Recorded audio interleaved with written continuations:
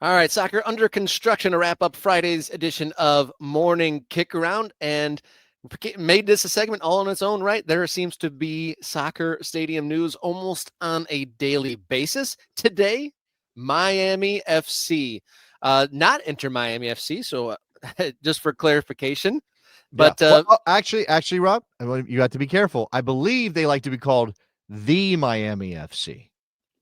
yes, and so the Miami FC, a longer history than the MLS South Florida counterparts, but you see that logo in the bottom right corner. If you didn't know, they were an NASL team, and then when that went away, NPSL, then to NISA briefly, now in USL Championship. They've been playing at Florida International University's football stadium, and now, boom, plans for a 15,000 seater stadium Yeah. in a suburb south of the city, about an hour away from Inter Miami's building under construction. So kind of a battleground in the I don't know if soccer wars is the right here, but definitely two soccer stadiums in Miami coming when there wasn't one for a very long time. Okay, so what's interesting? Okay, let's just kind of thumbnail sketch Miami as far as we understand it, not being in Miami, right? And if you are in Miami or you have insight into Miami as a market for soccer, please jump into the chat. We'll put you on screen. Chris saying Pitbull Stadium. That's the FIU stadium where they currently play. It's actually called Pitbull Stadium. That's right. Pitbull, Mr. Worldwide, Mr. 305 has a deal with Florida International University, and the stadium is named after him.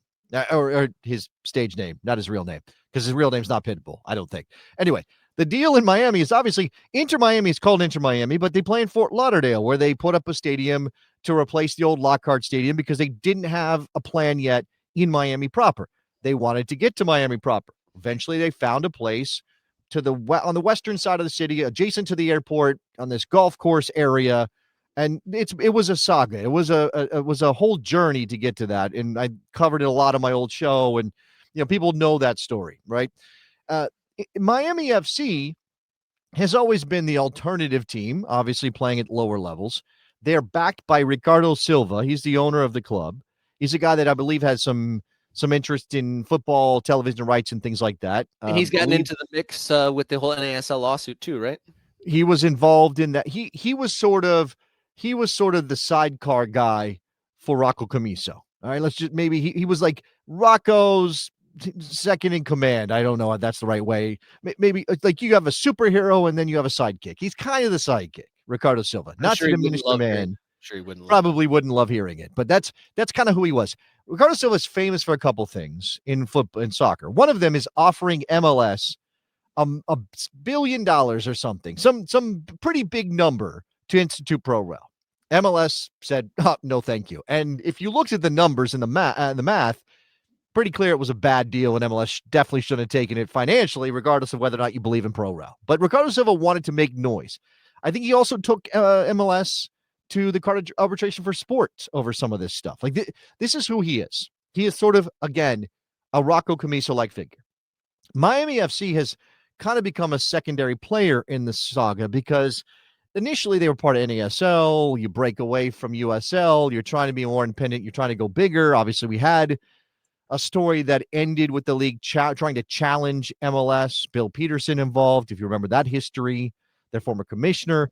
Then Rocco files his lawsuit, but the league collapses. Right? The league collapses, and they'll tell you it's because U.S. Soccer wouldn't give them first division status, right? That was kind of one of their arguments. It may not be the thing that brought them down, but that's what they'll tell you. And so Ricardo Silva and Rocco Camiso kind of dispersed. Rocco was still backing the lawsuit, which I believe has got another phase coming at some point. They're going to go back to court on something. And Ricardo Silva's team, somebody. Yeah, it was like, okay, what's going to happen with them? If you look, obviously they moved to FIU. I don't know about their marketing budget. I don't know about how much they're putting into this club, but their attendance has dropped off a cliff. Yeah. If there is a soccer war happening in Miami FC is not winning it. They're not even in the fight. They're averaging just over 1,000 fans a game these days. Mm-hmm. So what's this all about? Now, I think it's important to recognize that this is probably partly connected to USL launching a first division and Miami FC wanting to be in that division. Now, FIU has a big enough stadium, but there are probably other waivers that would have to come with that, and they don't control it. They could build this place, control it, 15,000 seats. It would reach the professional league standard for a first division team. And if you look at the map here, and we'll take that banner off the screen so you can see it better. This is the distance between where Inter Miami is building their stadium, Miami Freedom Park, and where Miami FC wants to put their joint, 25.7 miles away in Homestead. Now, I guess you can still call yourself Miami. We have teams in other sports who play outside of the city that they claim, but this is kind of barely Miami, right? This is almost like opening up a new market and trying somewhere else, even if you keep the name Miami FC, because they're probably not going to become Homestead FC, Rob. Is that what it feels like to you? Yeah, I would say so, and definitely distancing. And I don't. Maybe beggars can't be choosers. Maybe this is the only place where they could find some land. But going to the USL press release, the city of Homestead, located at the southern border of Miami-Dade County, 35 miles south of downtown Miami, continues to see rapid growth, vibrant, diverse population. They had, since recovering from Hurricane Andrew, the city has become known as Gateway to the Florida Keys, and now boasts a local thriving economy and includes close by the Homestead Air Reserve Base, agriculture, growing manufacturing, and major sports events like NASCAR and the Homestead Championship Rodeo. The rodeo recently announced it will move its events to this new stadium at the Sports Performance Hub, which is where the Miami FC stadium is supposed to go. So a thing can be multiple things at the same time. Okay. And we'll get some of your chat in here too, because I think there's some good perspective here. A thing can be about something beyond the soccer, right? This sports complex, right? This multi-use development, $300 million development project, Sports Performance Hub, which does not scream, this is about a soccer stadium. It screams, the soccer stadium is one part of something else, and maybe it's not even the main part of something else, right? So Miami FC may have seen an opportunity to get involved in a project that was already underway to put a bunch of soccer fields and a bunch of other things together and a rodeo, because that's the moneymaker. The moneymaker for the city of Homestead is probably not going to be Miami FC games, even if they do sell out the joint and get 15,000 people in the building, right? So that, again, what Chris Sau is saying, use sports, dollars, dollars, dollars, dollars, dollars. That's kind of what this feels like. Now, that doesn't mean it's bad that they're doing this necessarily, and especially if it's an improvement over FIU and it keeps the club alive, because as much as I might be cynical about Miami FC and Ricardo Silva's intentions and motivations, and look at that attendance, it's pretty bad. Does anybody really care? I don't want them to disappear, Rob. So here's what Nate says. This sounds like a financially poor decision, to say the least. Building a 15,000 seat stadium when your attendance is 1,000 is insane. Build it and they will come. Do we believe that? Do we believe that this is, and again, Homestead is far enough away from where they play now that you're going to be marketing to a completely different set of people. Yeah, because their kind of current claim was they were closer to Miami at the time, and they'll no longer have that. They'll almost be switching positions, moving out of the city, while their MLS counterparts are moving into the city or closer to the city center.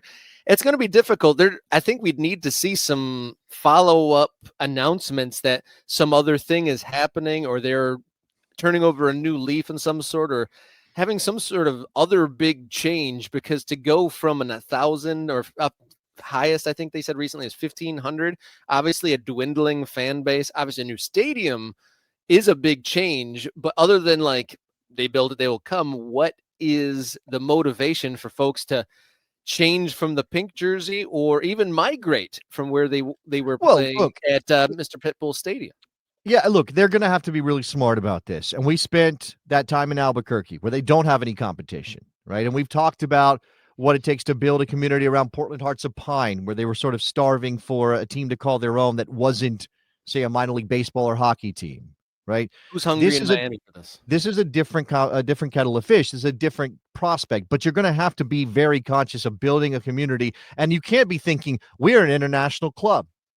We're worldwide. We're Miami, the city of Miami, because not only do you have competition there for the marketplace, and right now they're building a glittering new stadium, and they got Lionel Messi signed up for another 2 years, And here's the picture of what Miami Freedom Park's going to look like, slightly different than what you see down in the plan for Homestead, right? Just a little different. You're going to Go lose back out there. That 100% was of the time. fast. You want to go back? Yeah. Okay. Oh, There's Miami Freedom Park as planned, under construction right now. See the fully now again, sometimes these roofs don't go on the way that they're planned, but I expect that this actually will happen in Miami. It'll look like this. That's a proper small soccer venue, 25,000 seats. And then this one, the 15,000 seat venue in Homestead. Now there's roofs on two stands. But there's an open end, right? Limited seating on one end of the field. This is much cheaper to build for sure, right? So there's that too. They're not trying to match Inter Miami. So if you are acknowledging this is who we are, and we can't even stay in the city of Miami because playing at FIU is not working for us, we're going to go somewhere else, and we're going to become the team of Southern Miami-Dade County. And if you are focused on Southern Miami-Dade County, and you can find people who will jump on board, and again, 15,000 is in American soccer is kind of a lot. It's kind of odd, but if they market this right, I imagine they can probably pull this off. But it is a lot higher degree of difficulty than it would be in Albuquerque or Colorado Springs or Portland, Maine, or name even Detroit. It's a different kettle of fish. yeah, it sure is. And Andy coming in to the chat, who should, I mean, he's in here enough, should become a member. But Andy saying, please rename them to AC Miami, which would really put them at odds with Inter Miami, which would be very funny. That'd be very funny. I like that as an idea. They probably won't do it, but I do like that as an idea. But you do have to question though, Mr. Papadakis. We had a video a couple weeks back about the if Papadakis is the expansion or the real estate executive at USL. He said he was talking to 70 different cities. Is this an overextension? Is this a land grab? Is this too much? I mean, as it sits now, it seems like a lot, but we hope that they can execute this and be successful. No, of course. I hope for success here. I don't hope for failure. I can be cynical. I can be skeptical that this is the right thing for them to do. But again, it's not working where they are. If it's not working where they are, try something different. And if somebody is willing to help you build a stadium that can be a proper home for your team, then you should do it. Don't play in a football stadium, which FIU's building is. It's not a huge one, but don't play in a 20,000 seat football stadium. Play in a 15,000 seat soccer stadium. All right. Yeah. Earlier on, I was saying the big change, and maybe this is the big change. Like if they've already lost their, standing supporters group to the MLS side, then I guess this is the big leap. But in the press release, it says this is a $300 million development, which has training academy, youth boarding school, public sports and recreation facilities, and the 15,000 seater stadium. So it's a whole big complex, but you wouldn't say it's like a cheap alternative by any means. And when we say dot the map, this is the mantra of this show, dot the map. It is what we're leaning into here on Morning Kick Around. Spread it far and wide. In fact, if anybody's going out to a game this week, write it on a piece of paper and hold it up, right? Dot the map. We want to encourage people, because for us, I think we've come to this realization. I certainly have over my career of 15 plus years of writing and talking about American soccer. Until we have teams everywhere that we can possibly have teams, we're never going to reach our potential. Now, I don't like the idea of launching teams without a plan. I don't like the idea of launching teams without the belief they're going to last, because and in the modern era right now, that means money. You have to have money behind your project. And that's why we were skeptical about Justin Papadakis and 70 markets and all those things. But it's on some level also, if you don't do that work, if you don't sort of deliver people a team in a box, then they're not going to do it themselves. They don't have the know-how. So this is USL, and you can be cynical, you can be skeptical, you could imagine that they're doing this for their own benefit. But if that means more clubs, and clubs that are sort of ready to be turnkey successes, or at least survive, then I'm ready for that. I want that. And if we're dotting the map, we can't take dots off, Rob. We don't want dots to disappear. We want the dots to be there and stay there. We don't want to be forced into a dot the map of dead clubs like let's Ugh. not. Let's move on. Let's move on from all that and have the dead club thing be a thing of the past. Unfortunately, not yet. I mean, I don't know if there's been a year yet, or at least definitely not back-to-back years in USL where there hasn't been a team fall off the table. Yeah, So I mean, yeah, we're yeah, still living in that for now. yeah. But We do have to. We will shift dots. We're okay with shifting dots to Mike yeah, Thomas' just a little, just point. move it down. Just move it down a Yeah. touch. Yeah, absolutely. Absolutely. Can we throw in one more bit of soccer under construction news before we move on? Talking Uh, Chicago.